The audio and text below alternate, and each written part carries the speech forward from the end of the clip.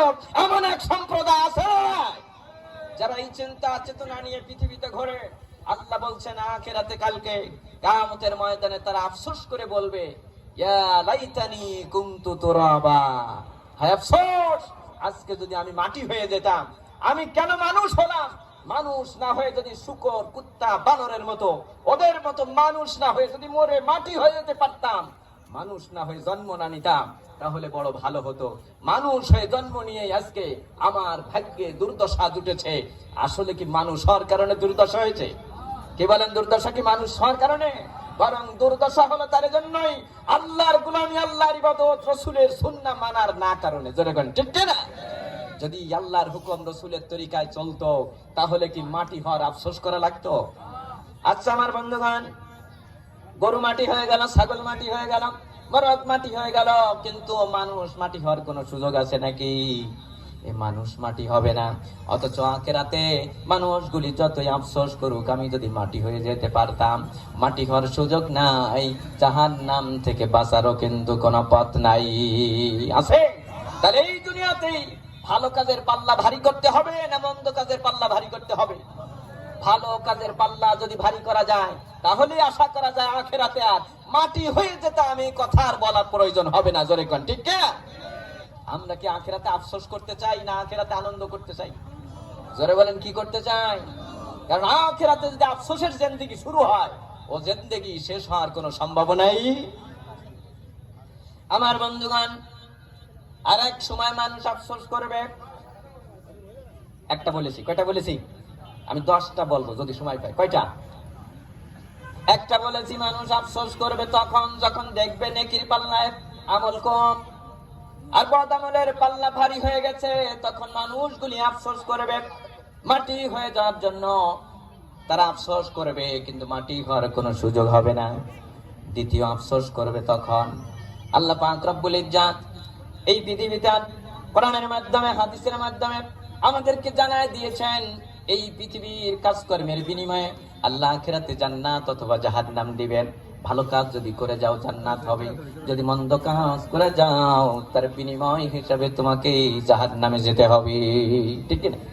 আল্লাহ রাব্বুল আলামিন বলছেন, ইন্নাল্লাযীনা আমানু ওয়া আমিলুস সালিহাতি কানাত লাহুম জান্নাতুল ফিরদাউসি নুজুলা। আল্লাহ রাব্বুল আলামিন বলছেন, নিশ্চয়ই যারা ঈমানের সাথে নেক আমল করবে, আল্লাহ পাক রব্বুল ইজ্জাত জান্নাতুল ফিরদাউসের মধ্যে তাদের মেহমানদারির ব্যবস্থা করাইয়া দেবে। কি শুনতেছেন? তো সুবহানাল্লাহ কই গেল গো? আরো জোরে বলেন সুবহানাল্লাহ। আওয়াজ কি আসলে যাচ্ছে না যাচ্ছে? আমার বন্ধুগণ, আল্লাহ পাক রব্বুল ইজ্জাত অপর আয়াতের মধ্যে বলছেন, ওয়াল্লাযীনা কাফারু ওয়া কাযযাবু বিআয়াতিনা উলাইকা আসহাবুন নার হুম ফিহা খালিদুন। অপর পক্ষে যারা অস্বীকার করবে, কুফরি করবে, আল্লাহর আয়াতকে অস্বীকার করবে, মিথ্যা মনে করবে, কিয়ামতকে মিথ্যা মনে করবে, আখিরাতকে মিথ্যা মনে করবে, জান্নাতকে মিথ্যা মনে করবে, জাহান্নামকে মিথ্যা মনে করবে, এই মানুষগুলি যারা আল্লাহর আয়াতকে অস্বীকার করে গেল, এদের জন্য আল্লাহ তাআলা তাদের জন্য শাস্তির ব্যবস্থা করে রেখেছেন। জাহান্নাম হবে তাদের চিরস্থায়ী ঠিকানা। জাহান্নাম তাদের কি হবে? চিরস্থায়ী ঠিকানা। এই জাহান্নাম যারা আজকে অস্বীকার করতেছে না, দুনিয়ায় যা সেই দুনিয়ায় শেষ, আবার আখিরাতে আবার কি? কিন্তু এই জাহান্নাম আখিরাতে কিন্তু আনা হবে হাসরের ময়দানে। কোথায় আনা হবে? কোথায় আনা হবে? তাহলে জাহান্নাম আছে না নেই? আছে না নেই? পিছন থেকে জাহান্নাম আছে না নেই? এই জাহান্নাম সেদিন আনা হবে, লক্ষ লক্ষ ফেরেশতা জাহান্নামের গায়ে শিকলি লাগাইয়া জাহান্নামকে টানতে টানতে আখিরাতে হাসরের ময়দানে এনে হাজির করাবে। গোটা মানব জাতি তখন দেখতে পাবে আল্লাহর জান্নাত এবং জাহান্নাম যে সত্যতা প্রমাণ হয়ে যাবে কিনা। জোরে কোন প্রমাণ হবে কিনা? তখন মানুষগুলি আফসোস করবে। আল্লাহ বলছেন ওয়াজিআ ইয়াউমাইযিন বিজাহান্নামা ইয়াউমাইযি ইয়াতাযাক্কারুল ইনসানু ওয়া আন্না লাহুয যিকরা।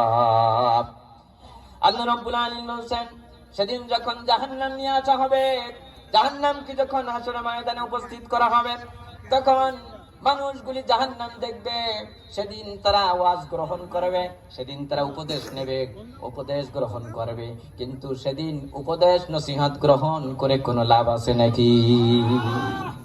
আজকে আমি হুজুর বয়ান করলাম জাহান্নাম আছে, ও বিশ্বাসই করে না। রে হুজুরকে কথা বাদ দাও তুই, ওটা হুজুররা বলে এই জন্যে যাতে মানুষগুলো একটু ভালো পথে চলে, সেই জন্য। আসলে জান্নাত জাহান্নাম বলতে কিছুই। আমার বন্ধুগণ,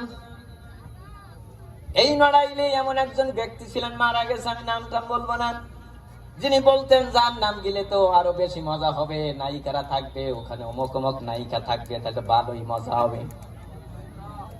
আল্লাহ কি জানি ওর সাথে কবর জগতে কি ব্যবহার হচ্ছে। ও যা চেয়েছিল আমার মনে হয় ওর জন্য আল্লাহ তাই বাজেট করেছে, জোরে কোন ঠিক না? কোন মানুষ যদি আখিরাতে বিশ্বাস থাকে, জাহান্নামে যদি বিশ্বাস থাকে, এই কথা বলতে পারে যে জাহান্নামে তো এরকম অমুক অমুক নায়িকাও থাকবে, তাহলে ওই জায়গায় তো ভালোই ফুর্তি হবে। ও কি জাহান্নাম বিশ্বাস করলো না বিশ্বাস করলো? ওটাকে জান্নাত জাহান্নামকে হাসি তামাশা করেছে। ওর ঈমান আছে না গেছে? ওদের মরেছে, যদি তওবা করতে পারে ভালো কথা, যদি তওবা ছাড়া মরে থাকে অবশ্যই ও কাফের বেঈমান হয়ে মরেছে, জোরে কোন ঠিক না? নাম আমি বললাম না আমার বন্ধু। তাহলে এমন ভাবে যারা এই দুনিয়ায় জাহান্নামকে অস্বীকার করতে যায়, কাল কিয়ামতে আখিরাতে যখন জাহান্নাম এসে হাজির হয়ে যাবে, তখন বলবে ঠিকই তো হুজুর, খতিব সাহেব তো ঠিকই বলেছিল, আব্দুল্লাহ আমিন সাহেব তো ঠিকই বলেছিল, আমির হামজা তো ঠিকই বলেছিল, অকিজমান তো ঠিকই বলেছিল, আসলে তো দেখলাম আজকে তো জাহান্নাম এসে হাজির হয়ে গেছে, তাহলে তো জাহান্নাম সত্যি সত্যি। কি বলে ঠিক না? কিন্তু সেদিন জাহান্নামকে বিশ্বাস করার না করার মধ্যে কোনো লাভ আছে নাকি? কোনো লাভ আছে? জোরে বলেন লাভ আছে? আল্লাহ পাক রব্বুল ইজ্জত বলেছেন ওয়ান্না লাহুয যিকরা, তার এই উপদেশ গ্রহণ করে কি লাভ? কোনো লাভ নাই, কোনো সেদিন কোনো উপকার হবে না। বরং এই ব্যক্তি সেদিন আফসোস করে বলবে ইয়াকুলু ইয়া লাইতানি কদ্দামতু লিহায়াতি, হায় আফসোস, যদি আমার এই জীবনের জন্য যদি দুনিয়ার জীবন থেকে কিছু পাঠায়া দিতাম, যদি দুনিয়ার জীবন থেকে কোনো আমল করে যদি পাঠায়া দিতাম, তাহলেই বেশি ভালো হতো। আমার বন্ধুগণ, নামাজ পড়ে না এক ওয়াক্ত, কিন্তু আখিরাতে কি নামাজ পড়ে দেওয়ার কোনো সুযোগ আছে নাকি? রোজা রাখে না, কিন্তু আখিরাতে রোজা রাখার কোনো সুযোগ আছে নাকি? যাকাত দেয় না, আখিরাতে যাকাত দেওয়ার সুযোগ থাকবে নাকি? হজ না করে মারা গেছে, আখিরাতে হজ আদায় করে দেওয়ার কোনো সুযোগ আছে নাকি? দান সৎকা করার দরকার ছিল, বকিল হয়েছে, কৃপণ হয়েছে, কারণের মতো জীবন যাপন করেছে, আল্লাহর রাস্তায় দান করলো না, ব্যয় করলো না। বলেন তো দেখি আখিরাতে কিছু দান সৎকা করার সুযোগ হবে নাকি? হবে? জোরে বলেন হবে? এজন্য সে আফসোস করবে, হায় হায় কি করলাম আজকে, আখিরাতে তো নামাজ পড়ার সুযোগ নাই, রোজা রাখার সুযোগ নাই, হজ করার সুযোগ নাই, যাকাত করার সুযোগ নাই, দুনিয়ার জীবনে কেন নামাজ পড়লাম না, কেন রোজা থাকলাম না, কেন হজ করলাম না? তার এই আফসোসে কোনো কাজ হবে?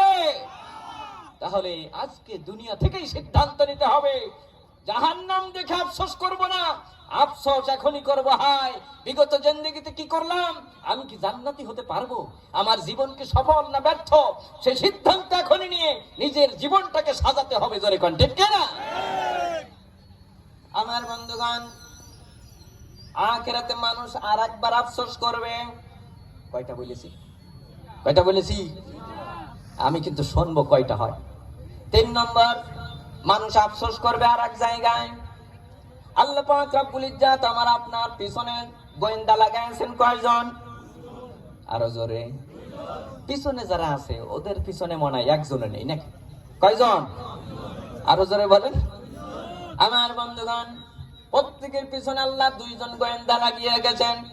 এই 2 জন গোয়েন্দা এমন, আমরা তাদেরকে দেখতেও পাই না, দেখারও সুযোগ নাই, ওরা আমার ক্ষমতাকেও ভয় করে না, করে নাকি?